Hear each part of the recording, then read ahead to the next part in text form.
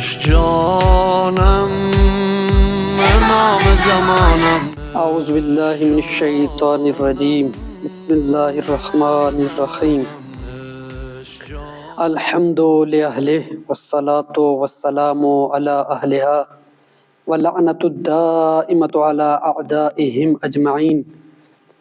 اما بعد فقد قال اللہ تعالی فی القرآن المجید والفرقان الحمید وقولہ الحق وہو اصدق القائلین. بسم اللہ الرحمن الرحیم. یوم ندعو کل اناس بامامہم. صدق اللہ العلی العظیم. مہدویت شناسی کے عنوان سے ہماری بحث کا یہ دوسرا درس ہے. گزشتہ درس میں آپ مومنین کی خدمت میں عرض کیا کہ امامت کے سلسلے کا جو آخری حصہ ہے یا امامت کے سلسلے کی آخری کڑی کا نام امام مہدی علیہ السلام ہے. تو اب اگر ہم مہدویت کو پہچاننا چاہتے ہیں، مہدویت شناسی کرنا چاہتے ہیں، تو ہمارے لیے ضروری ہے کہ اس سے پہلے ہم خود امامت کو سمجھیں، امامت کی شناخت حاصل کریں. تو اسی لیے اب آپ مومنین کی خدمت میں امامت کے بارے میں جو عمومی اور کلی ابحاث ہیں وہ پیش کرنے کی سعادت حاصل کر رہے ہیں. سب سے پہلے جب ہم دیکھتے ہیں رسول خدا کے بعد مسلمان جس اہم ترین بحث مسلمانوں کے درمیان جو رائج ہوئی رسول خدا کی رحلت کے بعد، وہ اہم ترین بحث یہ ہے کہ رسول اللہ کا جانشین اور خلیفہ کون ہوگا. مسلمانوں میں دو بڑے گروہ رسول خدا کی خلافت اور جانشینی کے بارے میں دو گروہ بن جاتے ہیں. ایک گروہ جو چند اصحاب کی رائے کی بنیاد پر حضرت ابوبکر کو اپنا خلیفہ اور پیشوا مان لیتے ہیں، اور ان کے مقابلے میں ایک تعداد امیر المؤمنین کی ولایت کے قائل ہوتے ہیں، اور وہ کہتے ہیں کہ امیر المؤمنین کو اللہ کے حکم سے رسول خدا نے اپنے بعد ہمارے لیے ولی خلیفہ کے عنوان سے معین فرمایا ہے. یہ جو دو گروہ تھے جنہوں نے حضرت ابوبکر کی خلافت کو قبول کیا، بعد میں وہ اہل سنت کے نام سے مشہور و معروف ہوئے، اور جو پہلا گروہ ہے خود وہ رسول خدا کے زمانے سے ہی اہل تشیع اور تشیع کے نام سے معروف ہے. جب ہم خود امامت کے بارے میں بحث کرتے ہیں تو فقط یہاں تک جب ہم دیکھتے ہیں تو ممکن ہے بعض حضرات کے ذہنوں میں یہ سوال پیدا ہو یا وہ یہ سمجھیں کہ اہل سنت کے ساتھ جو تشیع کا اختلاف ہے امامت کی بحث میں وہ شخص کے بارے میں ہے کہ رسول خدا کے بعد خلیفہ کون ہے، رسول خدا کے بعد امام کون ہے. لیکن بات فقط یہاں تک محدود نہیں ہے، فرق فقط یہی نہیں ہے کہ رسول خدا کے بعد امام اور خلیفہ کون ہے، بلکہ جہاں اس شخص کے تعین میں اختلاف ہے، ساتھ ساتھ اس بات میں بھی اختلاف ہے کہ خود امامت کا مقام کیا ہے، امامت کا معنی و مفہوم کیا ہے. تو جب ہم لغت میں امامت کو دیکھتے ہیں تو امامت کا معنی ہے سرپرستی اور رہبری. اور اگر ہم اسی لغت کی بنیاد پر امام کے معنی و مفہوم کو بیان کریں تو یہ ہوگا کہ وہ شخص جو ایک گروہ کا سربراہ اور رہبر ہوتا ہے اور اس گروہ کو ایک خاص ہدف کی طرف لے کے جاتا ہے، اس کو امام کہتے ہیں. اصطلاح میں یا اعتقادی اعتبار سے امامت کی مختلف تعریفیں کی گئی ہیں.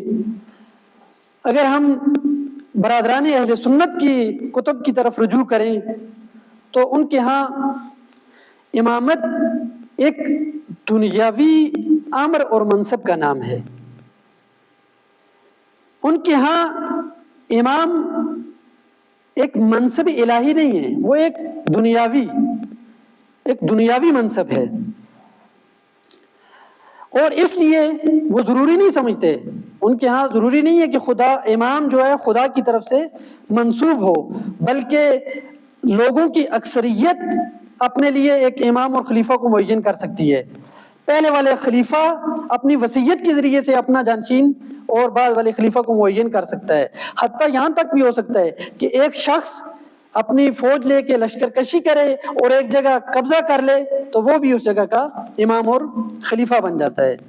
لیکن اس کے مقابلے میں اگر ہم مکتب اہل بیت، مکتب تشیع کی نگاہ کو دیکھیں تو ہمارے ہاں امامت ایک منصب الہی ہے، اور اس منصب پر کون فائز ہوگا یہ لوگ اس چیز کو تشخیص نہیں دے سکتے، بلکہ یہ منصب الہی ہے۔ خداوند عالم خود اس منصب کے لیے جسے چاہے، جسے اس منصب کے لائق سمجھے اسے معین کرتا ہے۔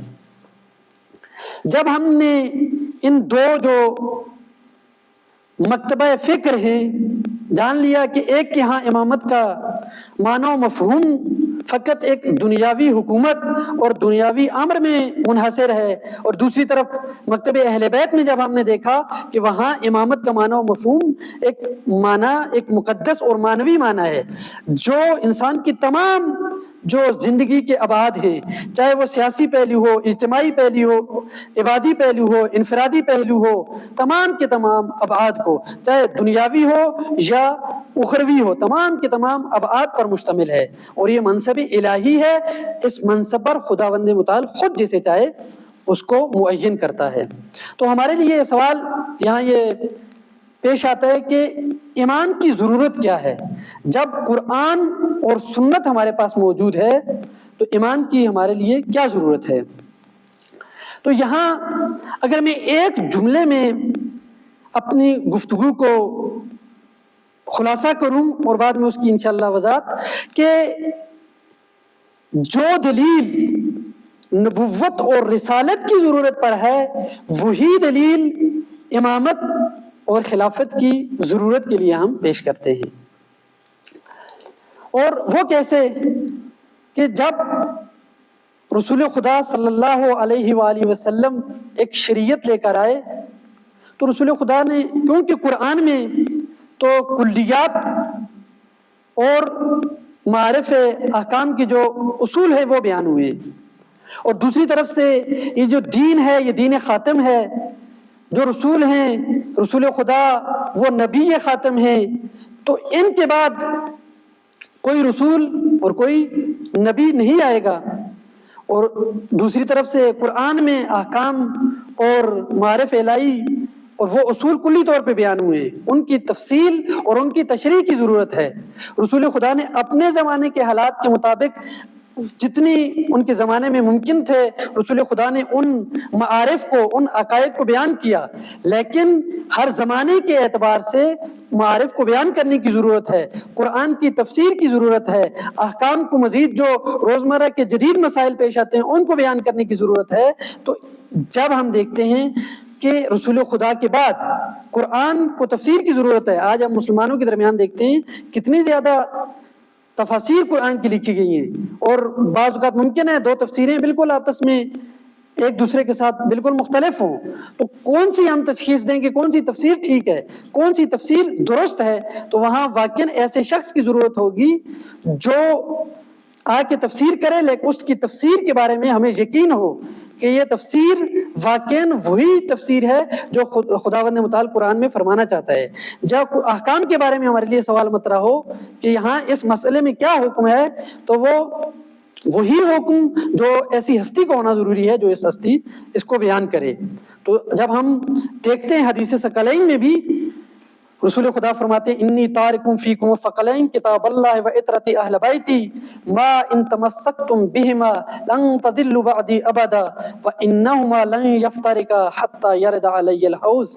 اس حدیث سے ہم یہ نتیجہ لیتے ہیں، بہت بالکل واضح ہے کہ جب تک قرآن ہے قرآن کے ساتھ عطرت اہل بیت کے ایک فرد کا ہونا ضروری ہے۔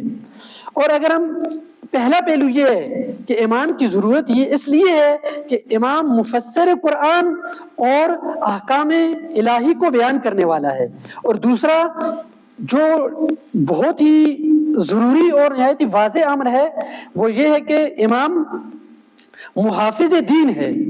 جب ہم یہودیت اور مسیحیت کو دیکھتے ہیں تو آج کے زمانے میں جو حضرت موسیٰ دین لے کے آئے تھے، اگر ہم اس دین کو پیدا کرنا چاہیں تو ہمارے لیے بہت مشکل ہوگا۔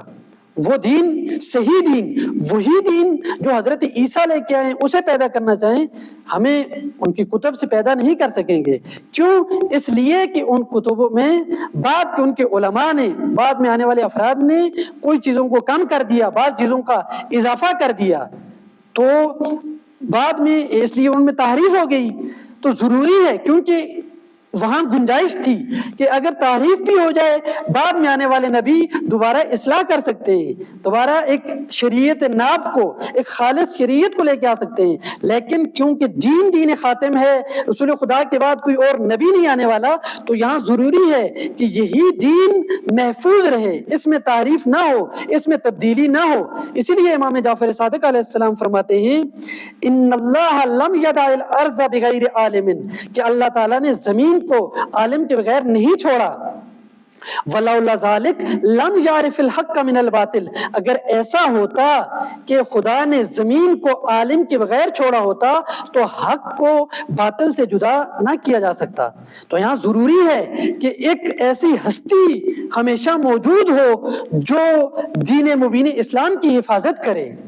تو دوسری چیز، دوسرا پہلو جس کے اعتبار سے امام کا ہونا ضروری ہے وہ یہ ہے کہ امام محافظ دین ہے، اور اسی لیے بہت واضح طور پہ خود امام جعفر صادق علیہ السلام فرماتے ہیں کہ کسی بھی زمانے میں زمین حجت خدا سے خالی نہیں رہ سکتی۔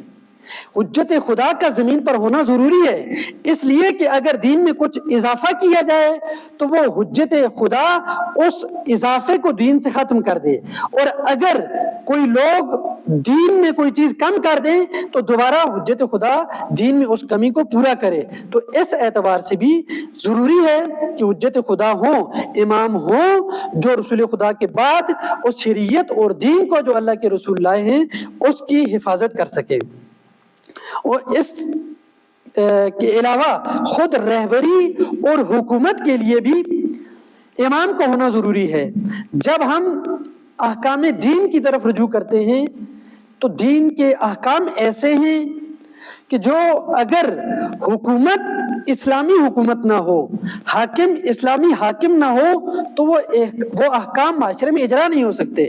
اگر ہم جہاد کے مسائل کو دیکھیں، اگر ہم دیات کے مسائل کو دیکھیں، اگر ہم حدود کے مسائل کو دیکھیں کہ اگر کسی نے چوری کی تو اس کے لیے کیا حد ہے، یا باقی جو اسلام میں حدود ہیں یا دیت ہیں، کسی نے اگر کسی کو قتل کر دیا الیاذ باللہ تو اس کی کیا دیت ہے، تو یہ سارے کے سارے احکام کے اجرا کرنے کے لیے حکومت ضروری ہے۔ تو رسول خدا کے بعد ایک ایسا شخص ہونا ضروری ہے جو معاشرے کی اندر ایک اسلامی حکومت کو نافذ کرے اور احکام دین کو رائج کر سکے۔ تو یہ جو چیزیں ہیں خود قرآن کی تفسیر کے لیے، دین کی حفاظت کے لیے اور احکام دین کے اجرا کے لیے، یہ ساری چیزیں ہمارے لیے واضح کرتی ہیں کہ امام کی ضرورت کس حد تک ہے۔ امامت خود اسلام اور دین کی بنیاد ہے۔ اسلام کے ذریعے سے اسلام کی ہویت اور تشخص امامت کے ذریعے سے ہے۔ اور انشاءاللہ ہم اپنی اسی گفتگو کو یہیں سے اپنے بعد والے درس سے آغاز کریں گے کہ یہ امامت کی یہ جو وظیفے ہیں، یہ جو ذمہ داریاں ہیں جس کی وجہ سے امامت ضروری ہے، تو اس شخص میں کون سی خصوصیات، کون سی صفات ہونا ضروری ہیں۔ خداوند عالم سے دعا ہے کہ خداوند عالم ہمیں امامت کے معنی و مفہوم کو سمجھنے اور معارف مہدویت کو سمجھنے کی توفیق عطا فرمائے۔ وآخر الدعوانا ان الحمد للہ رب العالمین۔